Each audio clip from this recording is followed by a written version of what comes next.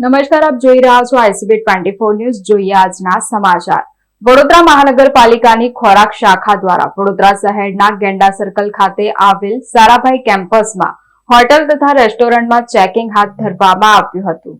વડોદરા મહાનગરપાલિકાની ખોરાક શાખા અને સેનેટરી સ્ટાફ દ્વારા વડોદરા શહેરના ગેંડા સર્કલ ખાતે આવેલ કોમ્પ્લેક્સમાં હોટલ તથા રેસ્ટોરન્ટમાં ચેકિંગ હાથ ધરવામાં આવ્યું હતું, જેમાં હોટલ રેસ્ટોરન્ટમાં સ્વચ્છતા અને સિંગલ પ્લાસ્ટિકનું ચેકિંગ કરવામાં આવ્યું હતું, જેમાં વડોદરા મહાનગરપાલિકાના સેનેટરી વિભાગના અધિકારીઓ તથા ખોરાક શાખાના અધિકારીઓ સાથે રાખી તપાસ હાથ ધરી હતી। સારાભાઈ કેમ્પસમાં કોમ્પ્લેક્સમાં આવેલી ગાયત્રી ડ્રાયફ્રૂટ પાસે food safety standard 2006 act licence નહીં હોવાના કારણે તેને બંધ કરવામાં આવી હતી। ડેઝિગ્નેટેડ ઓફિસર સાહેબ અને એએમસી સાહેબની સૂચના મુજબ વોર્ડ નંબરમાં ગેંડા સર્કલ પર સારાભાઈ કેમ્પસમાં વોર્ડનો સ્ટાફ તથા ફૂડ ડિપાર્ટમેન્ટની ટીમ બનાવીને ચેકિંગ કામગીરી કરવામાં આવેલી છે। કયા પ્રકારનું ચેકિંગ હાથ કરેલું? ગંદકી કરેલી હોય એને દંડની પેનલ્ટી કરવામાં આવે છે।